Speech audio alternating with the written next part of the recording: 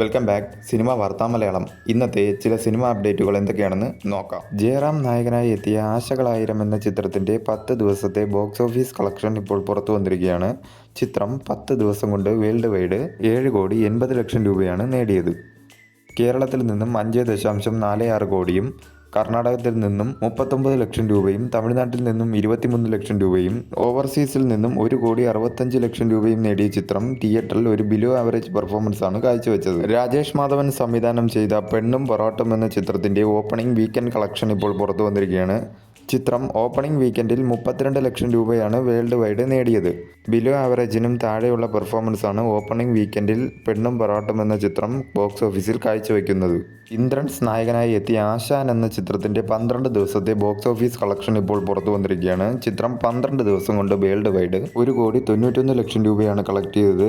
ആശാൻ ചിത്രം തിയേറ്ററിൽ ഒരു പരാജയമായി മാറിയിരിക്കുകയാണ്. നിവിൻ പോളിയെ നായകനാക്കി ബി ഉണ്ണികൃഷ്ണൻ സംവിധാനം ചെയ്യുന്ന പുതിയ ചിത്രത്തിൻ്റെ ടൈറ്റിലും ട്രെയിലറും ഇന്ന് രാത്രി 8:30 ലാലേട്ടൻ ലോഞ്ച് ചെയ്യുകയാണ്.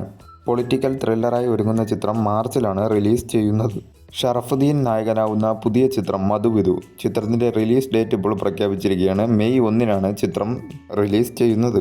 സംഗീത് പ്രതാപ്, ഷറഫുദ്ദീൻ എന്നിവർ പ്രധാന വേഷത്തിലെത്തുന്ന ഇറ്റ് ഈസ് മെഡിക്കൽ മിറാക്കിൾ എന്ന ചിത്രത്തിൻ്റെ സെക്കൻഡ് ലുക്ക് പോസ്റ്റർ ഇപ്പോൾ പുറത്തു വന്നിരിക്കുകയാണ്. ശ്യാം ഗിരീഷ് സംവിധാനം ചെയ്യുന്ന ചിത്രം ഉടനെ തന്നെ റിലീസ് പ്രതീക്ഷിക്കുന്ന ചിത്രം കൂടിയാണ്. ശിവകാർത്തികേയൻ നായകനാകുന്ന പുതിയ ചിത്രം സിയോൺ ചിത്രത്തിൻ്റെ ഒരു അനൗൺസിംഗ് വീഡിയോ ഇപ്പോൾ പുറത്തു വന്നിരിക്കുകയാണ്.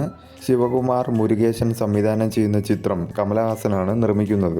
പ്രദീപ് രംഗനാഥൻ അഭിനയിക്കുന്ന പുതിയ ചിത്രം ലൈക്ക് ചിത്രത്തിൻ്റെ റിലീസ് ഡേറ്റ് ഇപ്പോൾ പ്രഖ്യാപിച്ചിരിക്കുകയാണ്. മാർച്ച് 19 ചിത്രം റിലീസ് ചെയ്യുന്നത്.